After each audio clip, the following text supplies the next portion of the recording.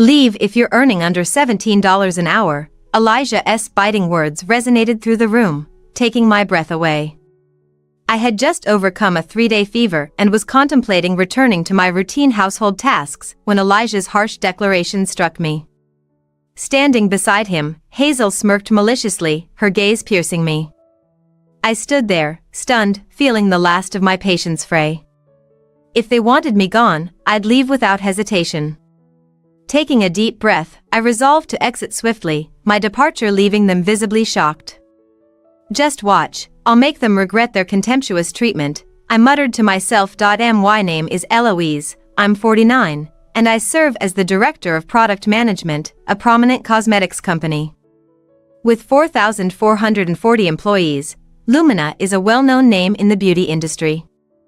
Achieving such a significant managerial role at my age is quite rare, and I take pride in the respect and responsibility that come with it. However, 5 years ago, when I was 45, my life took a dramatic turn. I married Elijah. Until then, I had almost resigned myself to the idea that marriage might not be in the cards for me, especially approaching 48. But inspired by a friend who had recently wed, I decided to give love another chance and joined a matrimonial agency. Initial prospects were bleak, and just when I was about to give up, I received an interest from Elijah L. He was 10 years my junior, a salon manager, and a father to a 10-year-old. From his profile, he seemed genuine and dedicated, a good man, I thought. But as time would tell, the ensuing years would challenge every notion I had of happiness and partnership. Reflecting on it now, my initial decision to meet Elijah was the catalyst for everything that followed. From our very first meeting, Elijah and I connected effortlessly, despite our age difference. Our conversations were surprisingly engaging, and I suspect he had done his homework on interests common to my generation, which I really appreciated. After several seamless encounters, Elijah proposed we date, and given his straightforward nature, I instantly agreed. Optimistic about a serious relationship, our courtship continued to be wonderful, and just 6 months later, we decided to marry. It may have seemed quick to some, but since we both entered the dating agency with marriage in mind, the progression felt natural. Before our marriage, Elijah introduced me to his daughter, Hazel, who was 10 at the time. I think she'll take to you quite well, Eloise, he said confidently. The first time I met Hazel, she greeted me with a maturity that belied her 10 years, saying, "Hello Eloise, I know I might be a bit of a bother, but I hope we can get along well." Her polite demeanor and vibrant spirit took me by surprise. I replied, equally eager, "Hi Hazel, I'm Eloise. I'm going to be your mom from now on, and I hope we can get to know each other well." As I knelt to meet her, I leveled and smiled. She grinned back, which relieved me of any initial anxieties about our future relationship. Thus began my journey into married life. I invited Elijah and Hazel to move into my spacious apartment, as they had been living in a cramped public housing unit. "Wow, it's so spacious and beautiful," Hazel remarked, seeming pleased with our new home. I was thrilled, imagining the wonderful life the three of us would share. However, I was blissfully unaware that Elijah and Hazel had been plotting together, a deception that began to unfold just days after we started living together. Elijah laid out the household rules abruptly. "Look, I'm at work during the day, so all the house chores are on you. Oh, and I don't like eggs in my food, so leave those out. Hazel isn't a fan of meat and generally dislikes vegetables too, so keep that in mind. And don't forget about maintaining nutritional balance for breakfast, lunch, and dinner. Make sure you clean thoroughly as well." The demands piled on, and I realized that our home life was far from the idyllic scene I had imagined. "Clean the bathroom and the toilet every day too, all right? I'm counting on you." Elijah's words rang out casually, as if what he was asking was nothing out of the ordinary. I was stunned. "But I work too," I responded, my voice filled with disbelief. "You mean like a part-time job or something, right? I'm a store manager, so I'm way busier than you. I married you despite the age difference, so you can at least do that much, right?" The words that tumbled out of Elijah's mouth left me speechless. When had I ever indicated that I was a part-timer or a contractor? I had only mentioned working at product management, but his assumption that I wasn't a full-time employee shook me. He probably couldn't fathom a woman my age being a busy director. I'm a full-time employee, you know. I work solid 8 hours too. How about we split the house chores? I suggested, hoping for fairness. But Elijah dismissed my proposal, accusing me of trying to shirk my duties by lying, and left for work without another word. The next morning, even Hazel turned against me. I can't eat sausages, didn't Dad tell you? I can't eat this, so make something else. Her sudden harshness baffled me.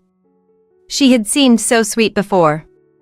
Frozen by her outburst, Hazel, perhaps irritated by my hesitation, stood up and threw the sausages into the garbage disposal herself. Hey, what are you doing?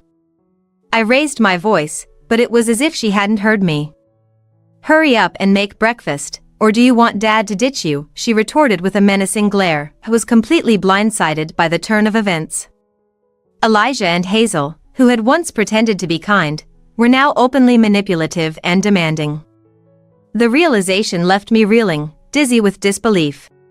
I ended up remaking breakfast as Hazel demanded, only for her to throw the French toast I made on the floor, claiming it was too late and she was going to be late for school. In a final act of defiance, she said, "I'll buy something from the store," and took my wallet from my purse before storming out. What on earth is going on? I muttered to myself in the silence of the now empty house. My heart pounded with dread and a sense of foreboding overwhelmed me. It became clear that Elijah hadn't married me out of love. He intended to use me as a maid from the very start. Realizing this made me so furious, I felt as if my face would catch fire. But even knowing that I had been deceived, the thought of leaving them right after getting married was too daunting. Reflecting on it now, I should have courageously faced the possibility of a divorce if that was the mistake I had made. But back then, I was too embarrassed to let anyone know what was happening behind closed doors. At nearly 48, I had thought myself too proud to admit a mistake in marrying so quickly. That pride trapped me in an increasingly miserable situation. From the day we were wed, Elijah heaped all the household chores upon me, and if he disapproved of a meal, he didn't hesitate to voice his disgust loudly. "What's this disgusting food? How many times do I have to tell you, no eggs?" Despite his distaste for eggs, they weren't an allergen for him. Rather, eggs were one of the few protein sources that Hazel, who was notoriously picky, would willingly eat. This led to a dilemma where attempting to please one ended up angering the other. "This is why you can't do anything right," Elijah would berate me, incorrectly assuming I earned a mere $17 an hour, the minimum wage in our area. In reality, my salary surpassed his, but he remained ignorant of my actual income, preferring to believe he held the financial upper hand. This illusion seemed to feed his need to feel superior. Moreover, Elijah had a selfish agenda with my money. "Hazel is planning to go to a private high school, so you'll need to start saving $3,000 a month for that," he dictated. While I was prepared to support Hazel's education, Elijah exploited my efforts, secretly squandering money on his horse racing bets, consistently returning in a foul mood from his losses. His temper was even worse when he drank, and I often bore the brunt of his drunken outbursts. This pattern of behavior had dominated my life for the past 5 years. Recently, not only Elijah, but also Hazel, began to make unreasonable demands. Now in her 3rd year of middle school, Hazel was more articulate and assertive. "I want to take piano and volleyball lessons, so make my allowance $2,000 now," she demanded. "Why do you need more allowance if it's just for the lessons?" I questioned her, as I was already providing her with a substantial allowance and saving diligently for her high school expenses. It was clear to me that she wanted the extra money not for educational purposes but to fund outings with her flashy friends. "Shut up. Living with a stranger like you, the least you could do is give me an allowance," Hazel snapped back furiously when she didn't receive the response she wanted.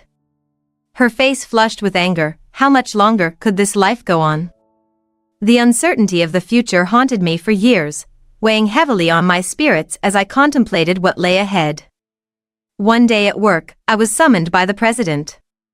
As I made my way to his office, worry clouded my thoughts, wondering if I had somehow erred in my duties. Upon arriving, the president, a robust man of 58 who had climbed the ranks from a salesman just like myself, greeted me with a warm smile. "Thanks for your hard work," he began, then paused as if to choose his words carefully. "Actually, I'd like you to be the next president." I was completely taken aback by his unexpected proposal. "Excuse me?" I stammered, my mind reeling from the surprise. He explained his decision further. "I don't have a family and I've been considering who to pass the reins to, a capable employee. It's about time I retire, and you were the first person who came to mind. You're well liked by your subordinates, and I believe you can handle the role of president." As he elaborated on his confidence in my capabilities, I felt a mix of honor and disbelief. Initially, the idea of taking on such a monumental role seemed beyond my reach, but as he spoke, his conviction began to inspire me. Perhaps it was his persuasive manner, but by the end of our conversation, I found myself eagerly accepting the challenge, saying, "I'll give it my best."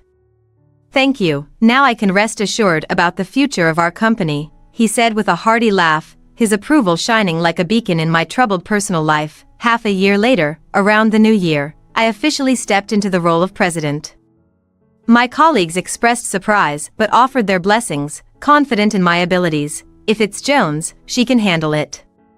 Motivated by their support, I chose to compartmentalize my domestic troubles and focus solely on my professional responsibilities. Leading a company with 4,440 employees was no small feat, and my motivation was stronger than ever. However, at home, the dynamics worsened.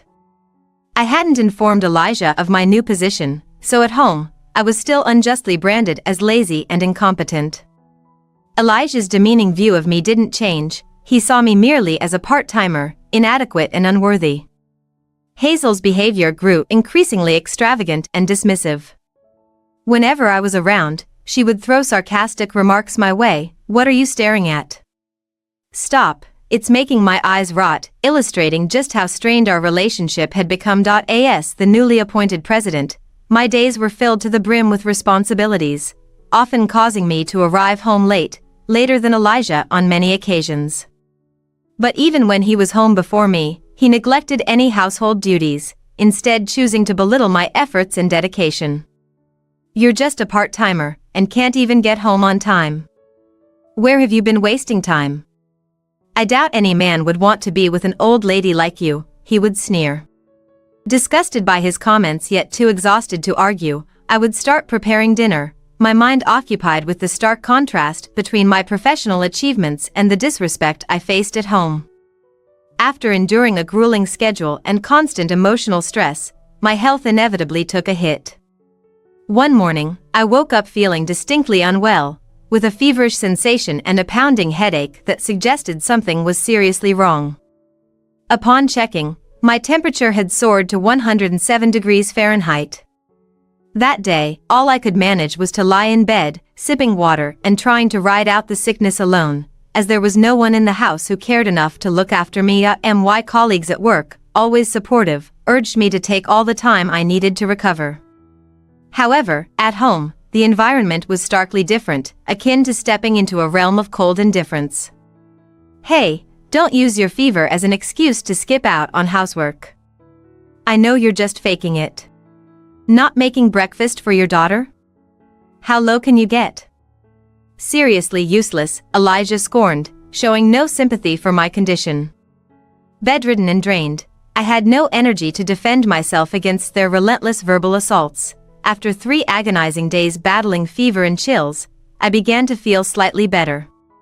As I slowly made my way out of bed for the first time to catch up on the mounting housework, Elijah and Hazel, still lounging in their pajamas, blocked my path. I braced myself for another barrage of insults. By now, their petty remarks had become a grim part of my daily life. Elijah took a deep breath and his harsh words cut through the silence. "The loser making $17 an hour needs to get out."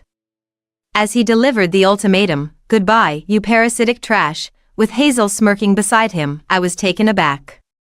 My heart, long burdened and numbed by their cruelty, reached its breaking point. In that moment, clarity struck. I had no reason to endure this any longer. If they wanted me gone, I was more than ready to oblige. Taking a deep breath, I responded calmly, "All right, bye-bye." Their faces registered shock as I declared my departure. In my heart, I vowed to make them regret their disdainful treatment.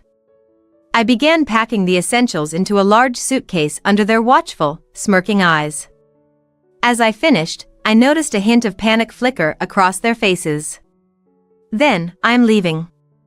"Goodbye," I said firmly and walked out without a backward glance. Elijah and Hazel's snorts of disbelief followed me out, likely thinking I would return by nightfall, but I had made up my mind. I wasn't so downtrodden that I needed to leech off them. A newfound courage propelled me forward. I headed to a condo a few train stations away, a property I owned but had never needed to use, as it was separate from the one I lived in with Elijah and Hazel. I also owned a couple more units, but those were leased out, making this the only available space. Knowing I had this escape plan had given me the strength to leave cleanly and start anew, free from the toxic environment I had been trapped in for far too long. When I arrived at the empty condo, exhaustion washed over me instantly. That day, I was too drained to process much of anything and simply settled into bed after placing my belongings down.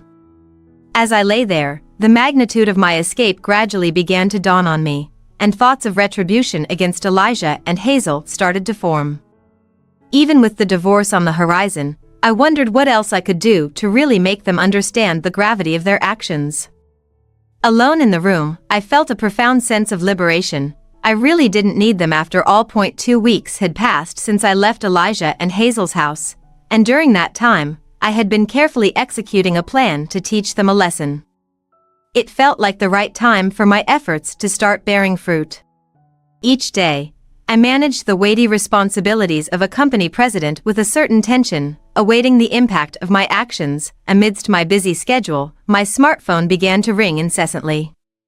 Since taking on the presidential role, I had become accustomed to a constant barrage of calls, so initially, I assumed this was just another work-related issue. However, when I glanced at the caller ID and saw it was Hazel, my heart sank. Nothing good ever came from her calls.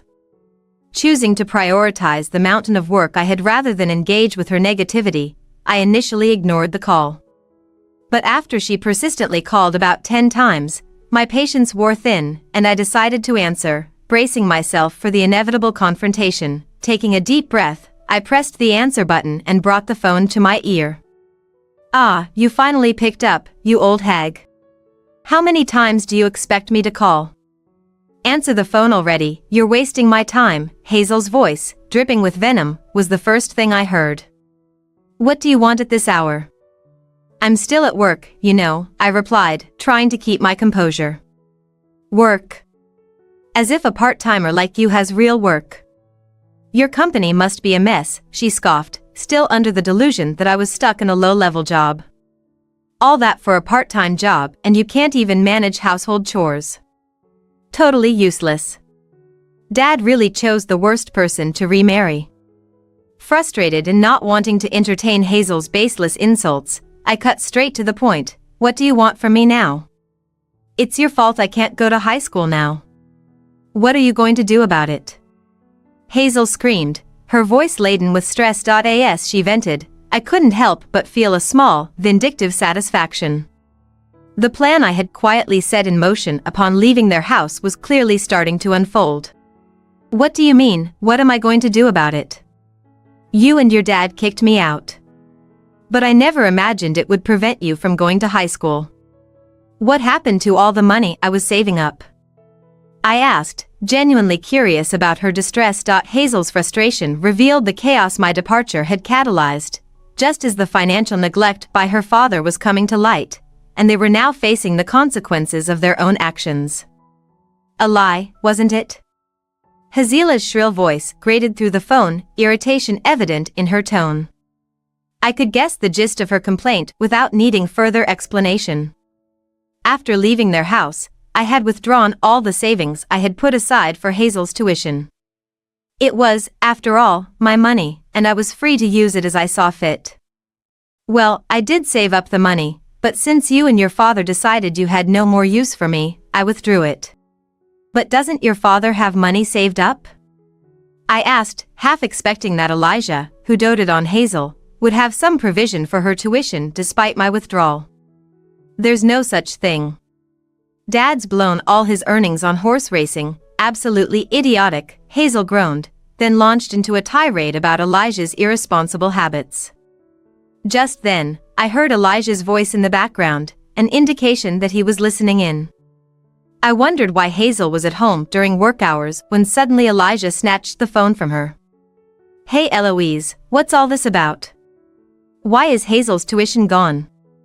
And you sent over divorce papers? What's that about? No, before that, some realtor came saying they're putting this house up for sale. Ah, and why have I been fired from my job? Elijah's voice, trembling with a mix of confusion and anger, bombarded me with questions. I took a deep breath to calm myself.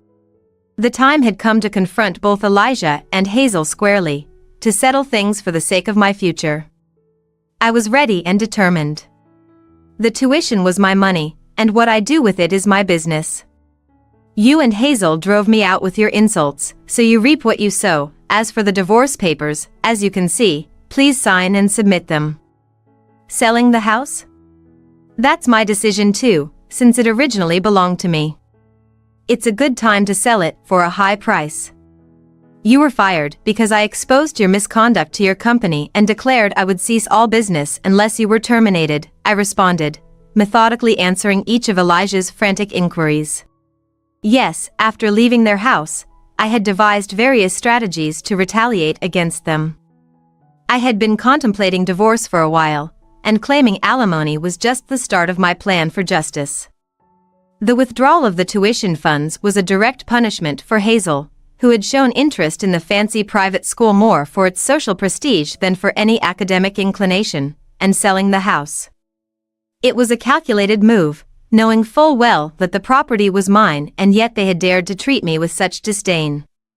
This was the culmination of my actions, a fitting response to their mockery and mistreatment. As a part-timer, that's what Elijah thought of me until the very end.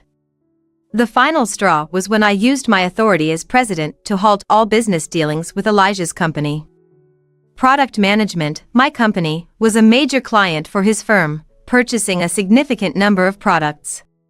Without our orders, they would inevitably lose a substantial amount of business.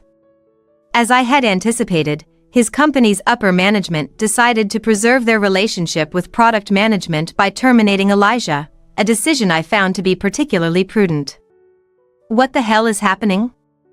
I get the divorce and withdrawing the savings, but why can you, a mere part-timer, decide to stop doing business with my company? You were nothing more than a tool to keep the household running and earn money until Hazel graduated high school. Why else would I marry a woman 10 years older than me? Elijah's voice crackled through the phone, his confusion and anger palpable. He was still clueless about the reasons behind his dismissal, more worried about his own predicament than Hazel's disrupted education plans. In the background, Hazel's voice chimed in, "Wait, what about me, Dad?" It was then I decided to reveal the real reason he had married me. I see, so that was it. No wonder it all seemed so odd. Damn it, if I knew it would come to this, I never would have married you. Marrying you was the biggest stain on my life, Elijah spat out, enraged, feeling my own anger rise. I took a deep breath and spoke clearly into the phone. Do you understand that all of this is your own fault? I never once said I was a part-timer, did I? You just assumed that on your own. Actually, I became the president at the start of the year. I was originally the director of sales, so my salary has always been higher than a retail store manager like you. Didn't you know? I mean, how else do you think I could afford to buy several houses? Using my authority as president to stop doing business with your company was easy. I thought marrying you would make me happy, but I was wrong. Getting involved with someone like you was really foolish. Hazel too got what she deserved for treating me as nothing but a convenience. But it's just high school she's missing out on, not the end of the world. Well, if she had studied seriously, she could have gone to a public high school. Too bad. Now, I'll live my life happily on my own, so you two just do your best living a poor life. Don't ever call me again. Goodbye. Hey, wait a minute, so there's still something to talk about. Elijah tried to interject, but I cut off the call, ignoring any further attempts from Elijah and Hazel to engage. Alone in my office, I let out a deep sigh of relief and resolution. President, is something wrong? My secretary inquired as she entered. No, it's nothing, I replied, ready to move forward from this chapter and continue my life with newfound independence and peace. I'm genuinely grateful to be part of this company, I shared, feeling a sense of belonging. I feel the same way. I look forward to continuing to work with you, President, replied my colleague, her smile reassuring me that everything had indeed turned out for the best. Strengthened by this support, I resolved to live strongly as the president of product management. I made a promise to myself to lead with integrity and dedication. A few days later, Elijah submitted the divorce papers to the courthouse, and I officially regained my single status. Through a lawyer, I also secured alimony. I used to feel lonely being single, but now I realize it's far better than being trapped in a marriage with someone like Elijah. Could only imagine the kind of life Elijah and Hazel were now forced to endure, a stark contrast to their previous expectations. An employee from Elijah's former company shared that after his termination, his attempts to secure another job were met with difficulty. His reputation for lax management and the numerous complaints from his subordinates had become well known, hampering his job prospects within the same industry. Unsurprisingly, no company wanted to hire someone known for his lackadaisical approach. Thus, Elijah had no choice but to switch fields entirely, but even there, no company was eager to hire a 38-year-old man with no relevant experience. Eventually, Elijah resorted to working as a cleaner, a part-time job that barely allowed them to make ends meet. Meanwhile, Hazel also started looking for part-time work. Despite their financial struggles, Elijah's gambling habit persisted, further depleting their limited funds and leading to their move to a rundown apartment. I felt a pang of shame for ever having loved someone like Elijah, recognizing how foolish I had been. Elijah and Hazel, bound by their choices, were now walking a difficult path, and I had firmly decided not to assist them in any way.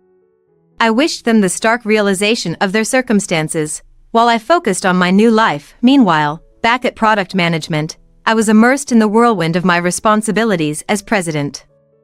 It was a busy role, but not unpleasantly so. Working hard felt rewarding because it meant I could potentially increase the salaries of my employees, even if just slightly. This motivation made me approach my work with renewed sincerity. Although I was still a rookie president, I had many subordinates who looked up to me, and there were undoubtedly many challenges ahead. But I was determined to overcome each obstacle with the support of my valued team members. That's all I wished for, to lead and grow together in this new chapter of my life.